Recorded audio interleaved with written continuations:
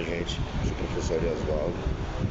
E falando um pouco de educação mediática, eu encontrei esse vídeo aqui da juíza Vanessa Cavalieri falando um pouquinho sobre o caso da escola de São Paulo, os alunos que praticavam cyberbullying, na verdade cybercrimes, e que a escola veio punir esses alunos. Então preste atenção na história, né, e nas palavras da juíza, como é importante e como é urgente nós, professores, também trabalharmos a educação mediática dentro das escolas.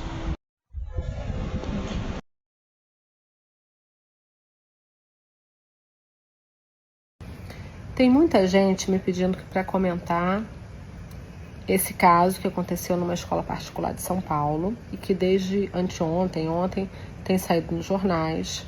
Eu não conheço a fundo os fatos, eu só sei o que eu li na imprensa, então eu vou comentar esses fatos que foram divulgados pelos principais jornais, com essa ressalva de que pode ser que as coisas não tenham se passado exatamente da forma noticiada. O que foi noticiado? Que um grupo de adolescentes do ensino médio, de uma escola de São Paulo, teria em aplicativo de comunicação, em grupo de WhatsApp, realizado comportamentos, várias condutas que constituem crime. E a escola, então, ao tomar ciência disso, suspendeu esses alunos, em torno de 34 ou 35 alunos, e está apurando o que aconteceu. Existem vários aspectos a serem comentados, e o primeiro deles é o fato de que muita gente não sabe qual é a responsabilidade pessoal dos adolescentes quando eles fazem alguma coisa que é considerado crime pela lei. Então, a partir dos 12 anos de idade, no nosso país, uma pessoa pode ser processada e até perder a sua liberdade caso ela pratique algum comportamento que é considerado crime. Entre 12 anos completos e 18 incompletos, a gente tem a fase da adolescência, e durante a adolescência é possível que uma pessoa seja processada pela prática de ato infracional análogo a crime. O que é isso? É o crime cometido por um adolescente, é como a gente chama o crime cometido por um adolescente. Desde os 12 anos, a pessoa pode ser processada na justiça, na vara da infância e juventude, e, ao final, receber uma medida socioeducativa que pode até acarretar a perda da sua liberdade. Acontece que muitos adolescentes e até muitos adultos não sabem disso e acabam não orientando corretamente os seus filhos, e as escolas não orientam os alunos sobre a sua responsabilidade. A partir dos 12 anos não é mais criança, é adolescente. A criança é tratada de um jeito pelo sistema de justiça, o adolescente é tratado de outro jeito e o adulto, a partir dos 18 anos, é tratado de outra forma. Não dá para fazer certas coisas e depois dizer que era só uma brincadeira. A gente não admite mais que seja tratado como brincadeira, principalmente a partir dos 12 anos, aquele comportamento que é previsto como crime. Não existe brincadeira com racismo, brincadeira com homofobia, brincadeira com capacitismo. Não existe ameaçar de brincadeira, coagir de brincadeira. Quando um adolescente pratica esses comportamentos, ele está cometendo o ato infracional análogo a crime. Acontece que muitos adolescentes não sabem que esses comportamentos são criminosos. Eu costumo fazer palestras nas escolas e vou falando para os adolescentes, dando vários exemplos de casos que chegam na justiça, que eu sei que eles fazem rotineiramente, e eles ficam muito surpresos quando eu não dou nome e explico qual é o crime que aquele comportamento constitui. Então, por exemplo, quando eles chamam uns aos outros em chats de games de autista, que é uma coisa que tem acontecido muito, isso é crime, porque isso é capacitismo e é uma forma de injúria.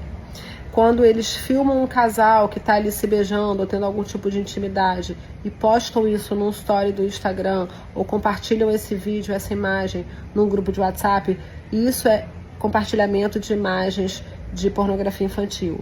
Então, eles precisam ser alertados, eles precisam ter conhecimento, é preciso esclarecer aos adolescentes de forma preventiva que tipo de comportamento eles não podem adotar e o que pode acontecer quando eles fazem esse tipo de comportamento. Uma questão que fica muito evidente aí desse fato é que o grupo já existia há bastante tempo, ele tinha em torno de 200 integrantes e esse tipo de conduta vinha sendo praticado já desde ano passado, há um tempo atrás. O que isso mostra pra gente?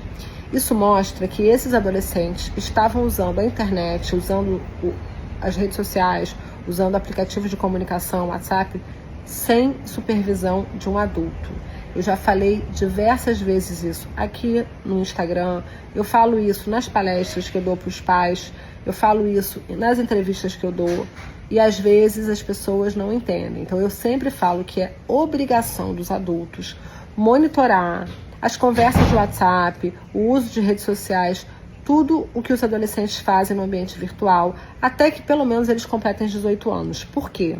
Porque até os 18 anos, os pais são civilmente responsáveis pelos danos que os filhos menores de idade causarem. Ou seja, se um adolescente com menos de 18 anos faz um xingamento, profere uma injúria num grupo de WhatsApp que é ofensiva para alguém e causa dano moral, os pais desse adolescente vão ser obrigados a reparar o dano. Indenização por danos morais, pagar um tratamento psicológico ou psiquiátrico à vítima. Então os pais precisam monitorar. Deixar uma criança ou um adolescente usar um aplicativo de WhatsApp sem supervisão de um adulto é uma violência contra essa criança, contra esse adolescente, chamada de abandono digital. E o que ficou muito claro nesse caso é que se os pais dos alunos que estão envolvidos nessa situação tivessem o hábito de monitorar frequentemente o que os filhos estão fazendo no ambiente virtual, ou seja, com frequência, regularmente, ler as conversas de WhatsApp desses adolescentes, essa situação não teria se agravado até chegar a esse ponto. Isso teria sido interrompido no início. Seria uma oportunidade dos pais conversarem com seus filhos e orientarem que esse comportamento deles não é legal, não é bacana, que é errado e que precisa ser corrigido. Esse monitoramento não é invasão de privacidade, não é um desrespeito com o filho, é uma obrigação dos pais pelo bem das crianças, pelo bem dos adolescentes, porque eles não têm maturidade para estar sozinhos nesse ambiente digital, virtual e lidarem com as consequências das suas atitudes, porque eles não têm como aquilatar essas consequências. E a gente sabe que esse tipo de transgressão, esse tipo de comportamento, ele sempre aconteceu na adolescência, não é uma coisa nova. Só que antigamente isso acontecia no ambiente presencial e era um momento ali instantâneo e acabava ali. É como se o celular e tudo que existe dentro dele, redes sociais, WhatsApp, internet, jogos online, tivesse dado um megafone na mão desses adolescentes e qualquer bobagem que eles falam, pensam ou fazem, aquilo fosse amplificado milhares de vezes. E a escola? Parece que a escola também falhou no dever de supervisionar o que os alunos estavam fazendo. A primeira questão que a gente tem aqui em relação à escola é que fica muito claro que os muros da escola não são mais os muros do prédio, do edifício onde a escola funciona. O que acontece no ambiente virtual entre os alunos da escola faz parte da escola também. Pouco importa se aquilo foi conversado, postado, se a mensagem foi trocada durante o horário de permanência na escola ou não. Porque se é um grupo de alunos que está vivendo aquela situação, isso faz parte da convivência escolar. Tanto que a questão sai do grupo de WhatsApp e vai fisicamente para as instalações da escola, no momento em que um banheiro da escola é reservado só para os alunos mais velhos e um aluno mais novo que não sabia e foi lá usar, foi ameaçado, agredido, enfim, foi vítima de algum tipo de violência.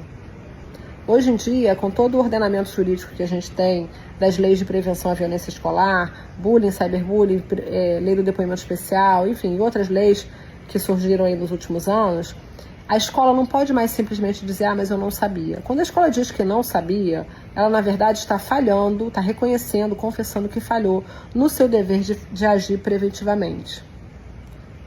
Outra questão muito importante é a obrigação que a escola tem de notificar as autoridades quando uma situação como essa acontece. Quando um adolescente, um aluno da escola comete um crime, ou seja, um ato infracional análogo a crime, a escola tem obrigação legal de notificar o Conselho Tutelar e a polícia. Por que é importante fazer essa notificação? Não basta só adotar uma medida disciplinar dentro da escola e suspender o aluno ou convidar ele a mudar de escola. Porque acionando o sistema de justiça, o sistema de garantias, existem possibilidades de intervenção nessa família desse adolescente que a escola não tem como fazer. Muitas vezes a escola suspende ou a escola aplica uma medida disciplinar e a família simplesmente troca o aluno de escola e aquela escola que aplicou a medida não tem mais nada a fazer. Quando esse fato é encaminhado para o Conselho Tutelar, para a polícia, e em seguida esses órgãos vão enviar para o Ministério Público, e o Ministério Público vai adotar medidas junto à Vara da Infância e Juventude, nós temos no sistema de justiça possibilidades muito mais amplas, como colocar para os pais, a família desse adolescente, os responsáveis, uma medida de orientação parental, adotar medidas protetivas em favor desse adolescente, as que forem necessárias, adotar medidas socioeducativas em favor desse adolescente, até mesmo afastar ele de redes sociais ou de jogos online que estejam sendo nocivos ao seu desenvolvimento. Uma outra questão que eu quero trazer é que esse tipo de violência extrema, ele não surge do nada e ele não acontece do dia para a noite. Existe um crescente de envolvimento dos adolescentes na violência que começa brando, começa de forma quase inofensiva e vai aumentando. E muitas vezes isso tem a ver com comunidades extremistas, comunidades de supremacia branca, de misoginia, de extremismo, que acabam infiltrando, né, acabam angariando, aliciando adolescentes em comunidades de redes como o Discord, o Twitter e o próprio Instagram. E agora? Agora que o problema aconteceu, o que deve ser feito? Independentemente da medida disciplinar que a escola decida adotar contra esses alunos que estão envolvidos na prática desses atos graves, a escola precisa trabalhar com quem fica, com os demais alunos da escola, que todos ficaram sabendo o que aconteceu, valores, habilidades socioemocionais, respeito, precisa prevenir a violência, precisa conversar com eles sobre práticas de crimes, práticas de ato infracional, a responsabilidade deles pelo que eles fazem, porque conhecimento protege. Quando alguém sabe toda a situação, tem mais conhecimento, a pessoa tem o poder de fazer escolhas melhores para a sua própria vida e para a vida dos outros.